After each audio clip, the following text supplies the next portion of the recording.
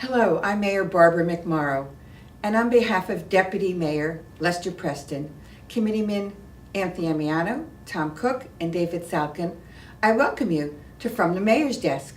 And we have another very interesting program for you today. You know, we've been talking a great deal about what is it in Freehold Township. We have different buildings, different facilities, and we've been bringing the people who are responsible for these different programs in our town to our studio here in Freehold Township. And we have with us today Alice Berman.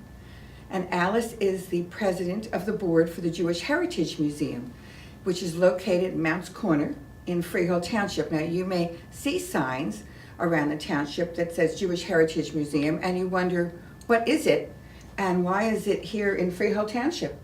So we're going to hear that story today. You're going to find it really a fascinating adventure, and it continues to this day. The adventure never ends. So Alice, Indeed. I know how busy you are, and I thank you so much for being here with me today and for sharing the Jewish Heritage Museum story with our viewers. And at the end, so that you know, we are going to have contact information for you. So if you're interested in taking a tour or being on the list for events or even making a donation, we have that information for you at the end, so you don't have to rush to get a pen or pencil or a laptop or an iPhone or whatever we use today for that. So Alice, let us begin first with, you're the president of the board for the Jewish Heritage Museum. Mm-hmm. And what is the history of the museum? How did it begin? How did the Jewish Heritage Museum arrive in Freehold Township? Well, the long story is that a couple of decades ago, a woman named Jean Clerman, with two others, wrote a book called Peddler to Suburbanite. That told the story of Jews of Monmouth County over a 300-year history, because there were some Jews here as early as the early 1700s. Really? And her book was the basis for an idea of creating a museum around that history. Skip ahead a couple of decades, and the owner of the current Mounts Corner shopping center had the property and was ready to develop it, but sitting on that property was, and some of your longtime residents may remember, what was called the Levi Solomon Barn. It's a large gray barn that was near Route 537, which is also called the Burlington Path, or West Freehold Road, Main Street, actually, West Main Street, and across from Moore's Tavern. And that was sitting there along with a historic house. And rather than tear them down, the developers decided that they wanted to move those buildings to the back of the property, opening the front space for shopping, which is today Mounts Corner, and preserving the historic buildings. And Freehold Township thankfully agreed to that, but also suggested that they would require that the second floor of the barn be open space for the public, and that it be a museum of some sort. Originally, they thought it might be an agricultural museum. That would make sense, yeah. It would make sense, but right around that time, Jean, with her knowledge of the story of Jews in Monmouth County for all those years, had formed a group to seek out a plan for creating the Jewish Heritage Museum. And so both of those things were sort of in the works at the same time, and they came together through fortuitous circumstances, and that property on the top of the Levi Solomon Barn was offered to the Jewish Heritage Museum as a home, and the offer was accepted, and that's how it came to be in that space. So how many years ago was that? So the building was moved in 2006, and then between then and mid-2008, the interior was redesigned, plumbed, electricity, the interior walls. There is a lift so that handicapped and disabled people can comfortably come up to the second floor. And in fact, part of the floor is raised, and that has created a stage where we can Oh. present programs, speakers, films, concerts of all different kinds to go along with whatever exhibits we may have at the museum. But some of the interior of the building was preserved, so you can see its original post and beam construction. You can see its original hand-hewn cedar shake roof. That's all exposed. And we have an 1875 water tank that was part of a water collection system. The level that the museum is on was originally the hayloft, and it included they stored the hay and also food for animals that would have been in the first floor.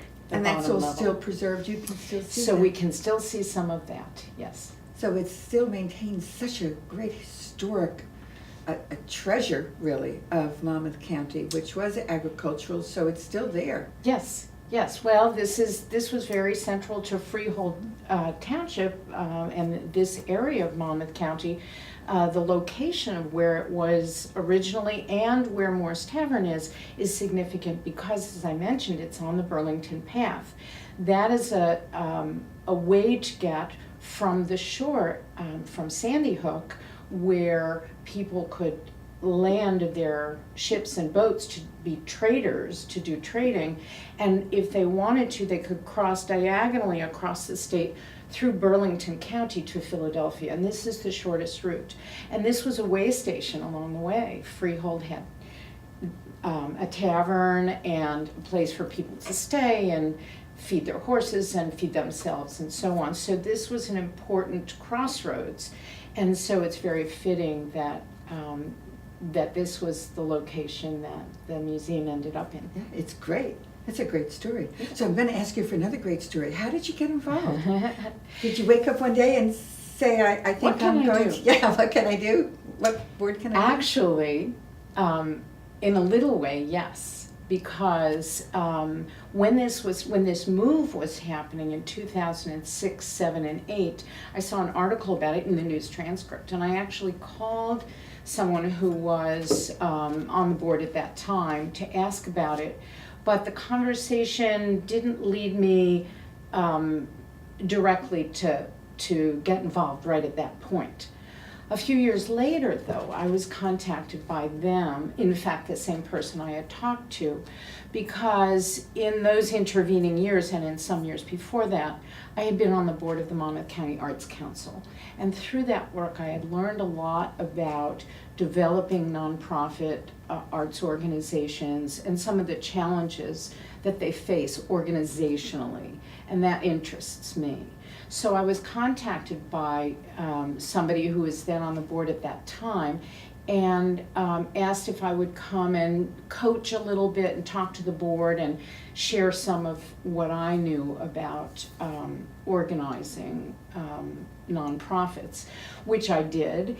And I came, I think, twice to the board and gave some general information. And from that emerged an invitation to become a member of the board, sort of to do it from the inside. And I accepted that, and I've been on the board now for almost 6 years. And you're the president now, Yes. and you're into what term, what year? So we elect our officers every year as we reconstitute the board each year after election or re-election of board members. And our fiscal year runs from July 1st. Mm-hmm.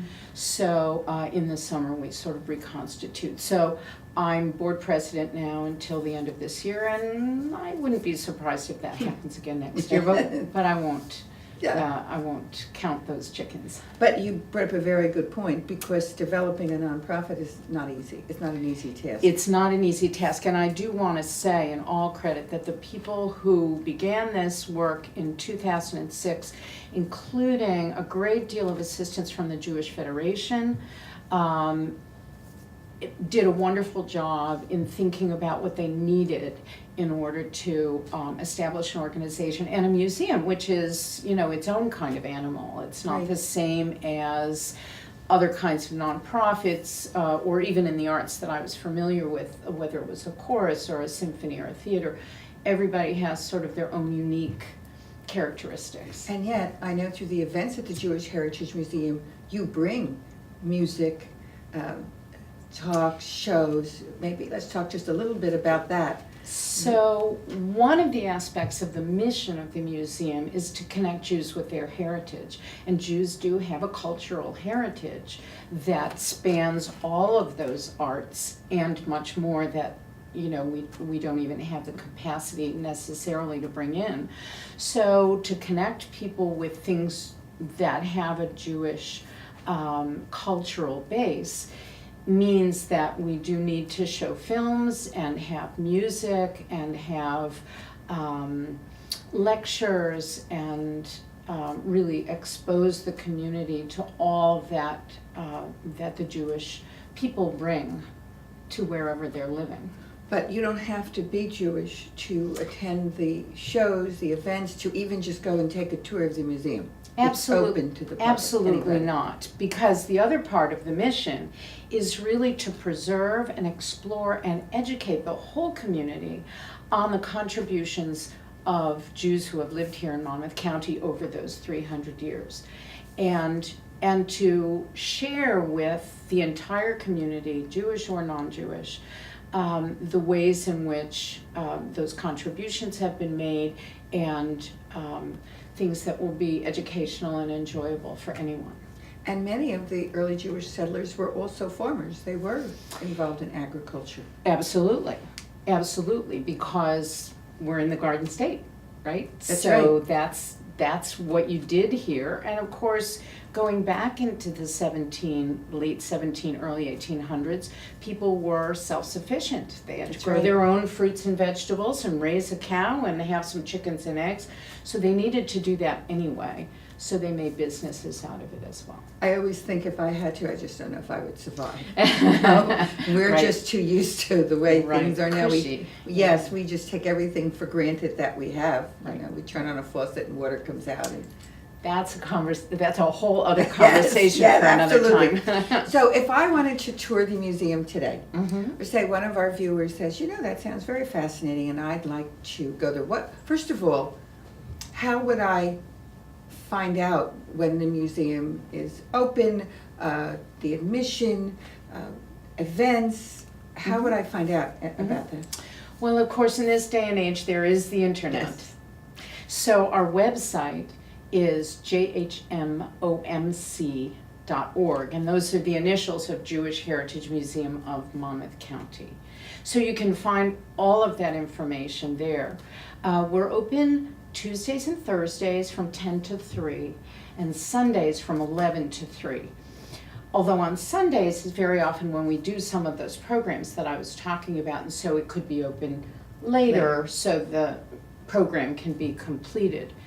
But during those regular hours, you can come and visit, and we really say our sort of tagline is, your story is here, come visit.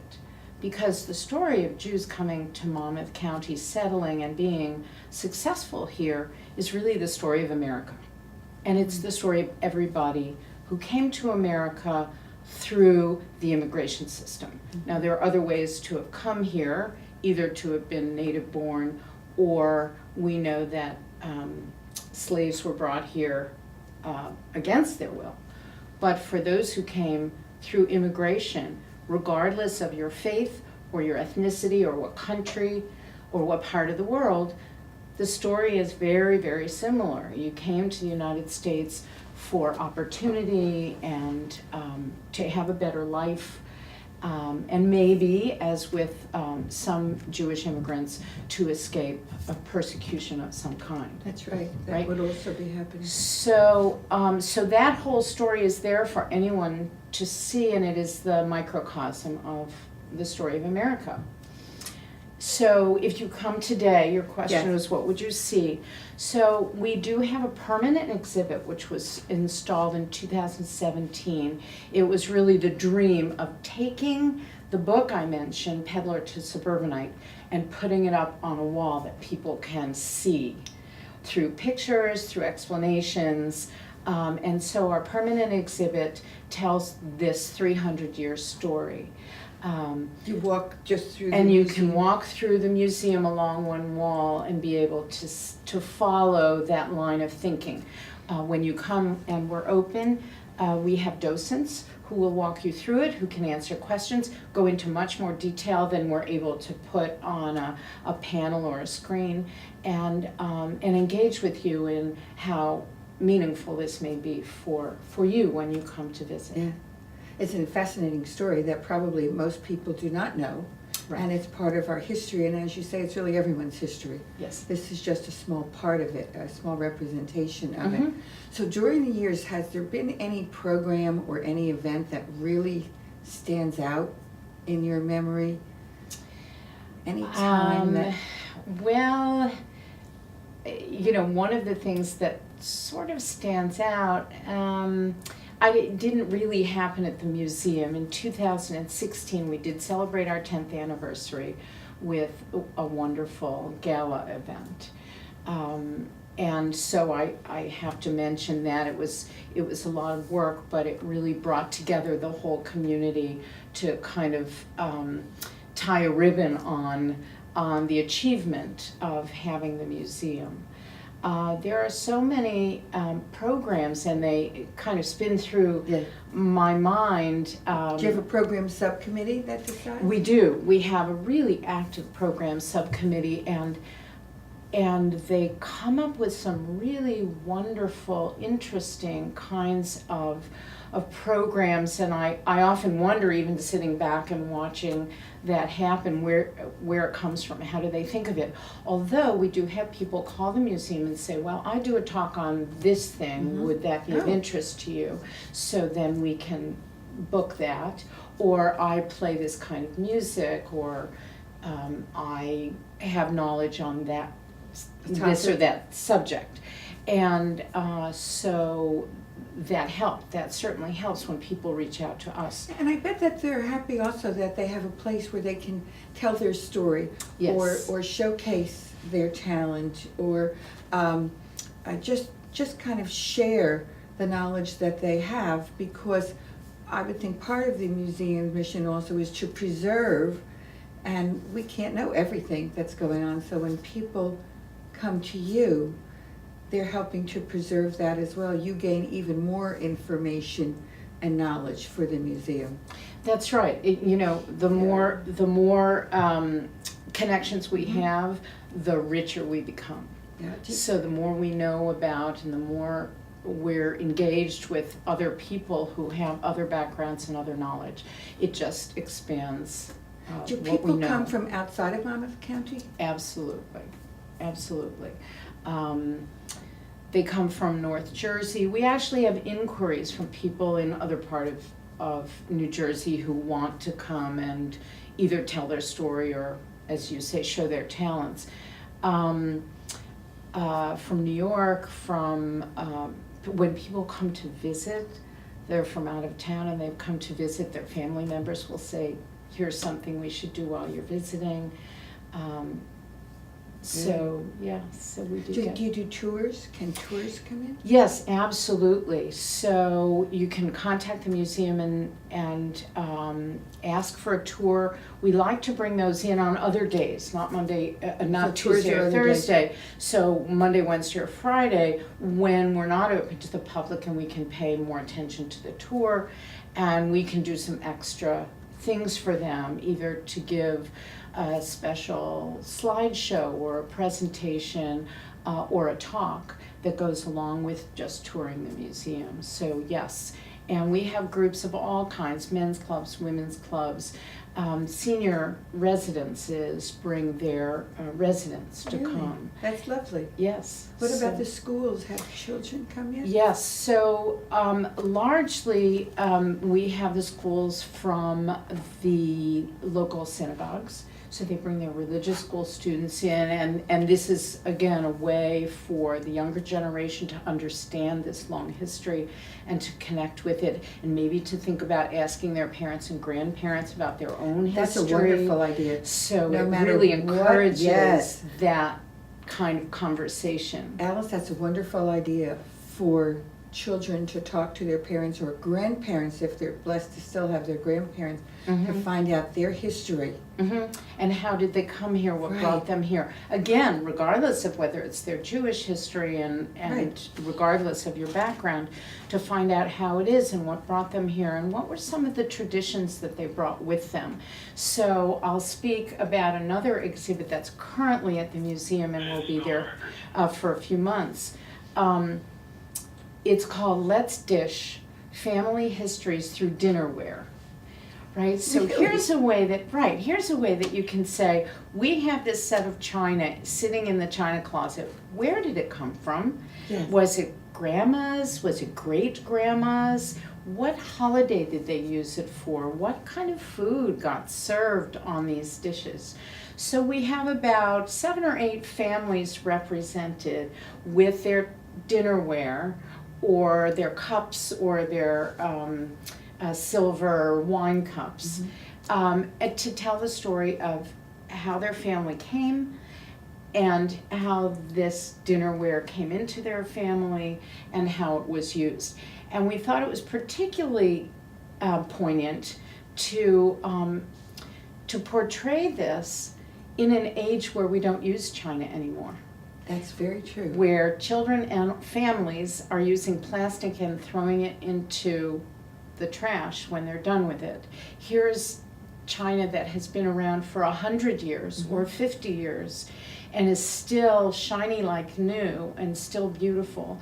And maybe through this exhibit we could encourage some people to go find that china in a box and take it out and use it. Because that's absolutely the truth. The holidays used to be you would take out the good china. Yes. And the good silverware. Yes. And the good glass, all the good stuff would come out, everything would be washed again. Right. And we would use it, and it made the holiday so special because you use this just on special holidays, special occasion. Yeah. And now when we host, or although I still do take out, I still do that. I just like to do it. But when we go to other friends or family members, many times they use paper Plastic and plastic, and, yes, and then they just throw it out and don't have to be bothered. And I understand that because it's so much easier. Yeah. But it's still, to me, tradition to take out the good china. Right. I know. And the effort is worth it. Yeah. If you don't do that for your children and your grandchildren, then they never attach any value to the tradition, to the history, because it's all disposable.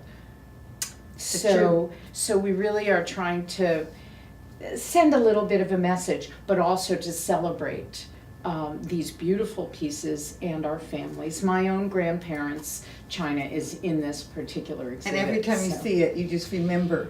Yes, and I marvel, I wonder if my grandparents know that they're in a museum. I mean, who would have thought that they would be important enough to be in a museum, but this tells their story a little bit. So many people are downsizing.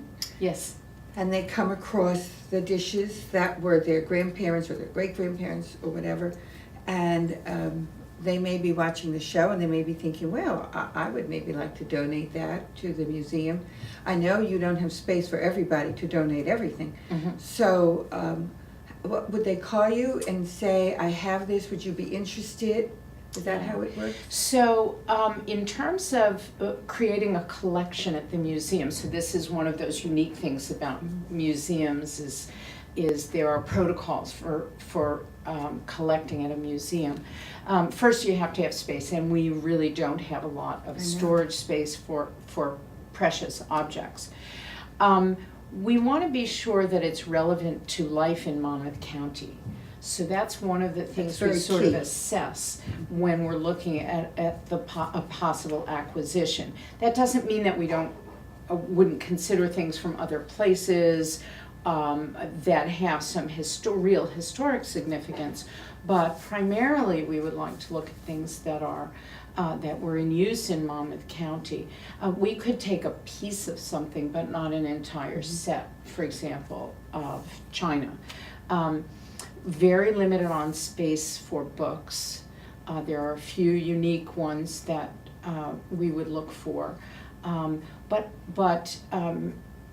there may be other objects that that fit the bill and which we would love to have and be able to display. So the best thing to do is to call the museum and ask to speak with somebody about a donation, and then we would wind up probably meeting with you, maybe having the person send us photographs of what they're thinking of, and then coming to some agreement. So some things that we do have, even on display now, is, for example, a donation of very old clothing that was, yes, we have a dress from the turn of the last century, dated around 1910, that had been passed down through several generations of a Monmouth County family. And it includes the very long skirt and a silk and beaded top, and it is on a mannequin and on display. That's wonderful. So that's one example of something that absolutely, was acceptable. Would be accepted, yes. Mhm. So they should call, they should find out. Absolutely. Yeah, so if you have something and you think it might be of interest, do give a call. As I said, the contact information will be on your screen after the show. There's just such a wealth of information in Monmouth County, and as you said, Freehold Township really was at the crossroads of a great deal of commercial traffic in those days. Not the kind of commercial traffic we have today, Right. but truly it was a busy place. Yes. And it's nice to preserve it. If we don't, it's lost to future generations, and that's a shame, because the history, once it's lost, is gone forever. So Right. if you have anything you think that would be of interest, please do call. And also, as Alice said before, each family has a history, and you really should be taking the time to ask the family now what his or her special history is. You might think you know all the stories, but there's always that one story that grandma and grandpa or mom or dad share with you that you never knew. Right. I've been going through some pictures, and I know I myself found some that I had never seen before. I'm finally going through boxes and boxes, pictures that were my mother's, and I wonder what the story is behind it. Right. Or I wonder who the people are in it. And that's another thing with photos. It's sometimes important to identify them and how they're related. Right.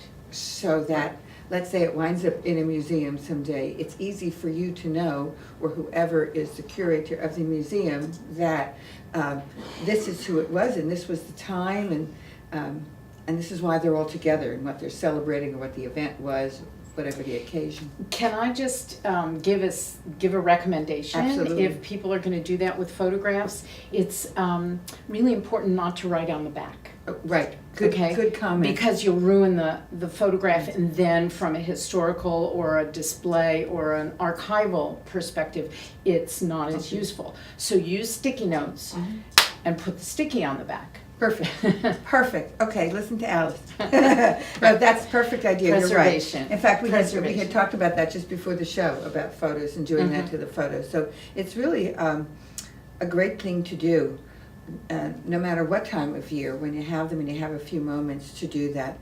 So you had talked about donations, and I know that you're a 501c3. Yes, So that means that contributions are tax deductible. and greatly appreciated. And greatly appreciated.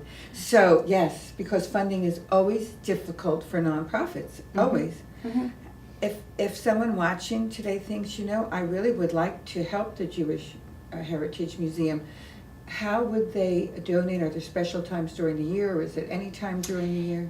Anytime during the year, but what I would say first is become a member, because our membership, both through the financial resource and the body of people, again, I go back to the comment, the more people we have, the more Yes. interconnected we are, and the stronger we become.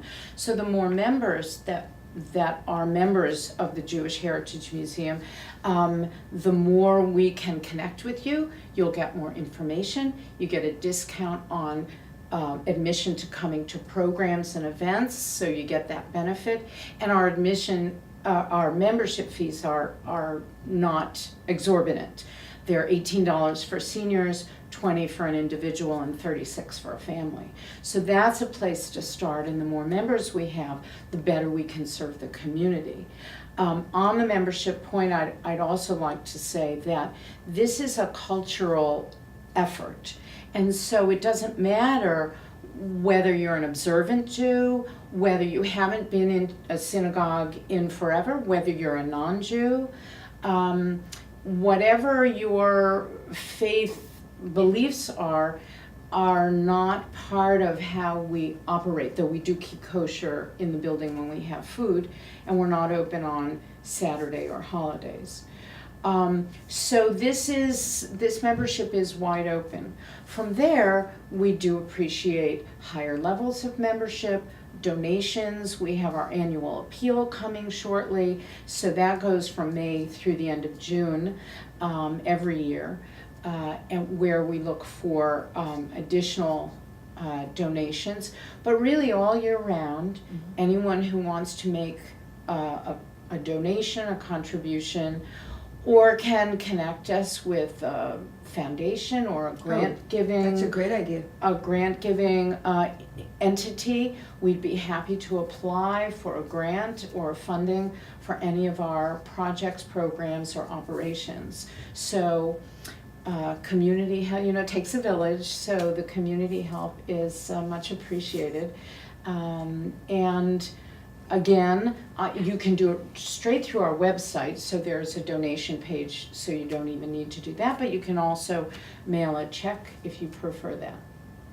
You know, I was just thinking as you were talking about it takes a village and we're a community, we're really so fortunate to have the Jewish Heritage Museum here in Freehold Township because it's so unique in what it provides for the community. As you said, you don't have to be Jewish to enjoy it. Right. You can just go to see the history of the township, a part of the history of the township. An important piece of the township. The Jews, through these 300 years, made great contributions in business, in finance, in medicine. Both Monmouth Medical Center and Centra State, had at their beginnings, influence from the Jewish community, in philanthropy, in clothing, in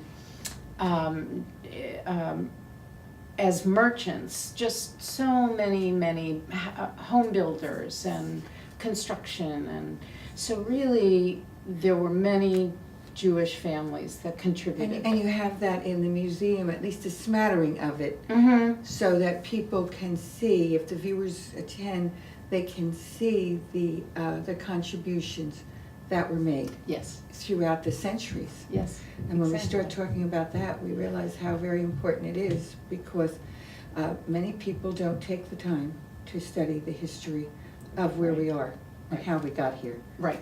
And it's Right. really We just see all the roads and all the cars. Yes, But that's right. there were carts and horses that went on these roads, and they made an impact. And the museum is also making an impact, and I thank you so much for being here with me today. Well, you're welcome, It and was great. thank you for thinking of inviting me. I really appreciate it. We all appreciate it. Everybody works hard at the museum, and we appreciate the Well, opportunity. This way, I drive by it all the time, and I thought to myself, I bet many people think, what is the Jewish Heritage Museum? And now our viewers know exactly what it is. You can visit, you can donate, you can become a member, you can just go for the day if you want to, you can just go for a couple of hours, whatever you want to do. It's really part of all of our history, and we need to share our history, and that helps us to understand each other better as well. So I do invite you to come to Freehold Township if you're interested in the Jewish Heritage Museum, and spend some time there as well. And maybe if you're lucky, Alice will even be there. And I could you be. You can ask her more questions. And I thank you for your time, not only today, but for the time you've given through the years to make this dream become a reality. I know that it was hard work, but well worth it. And I'm sure when people go there and visit, they do appreciate it. So thank you so much. Thank you. It was a pleasure. And thank all of you for watching another From the Mayor's Desk. This is Mayor Barbara McMorrow saying, until next time, stay safe and be well.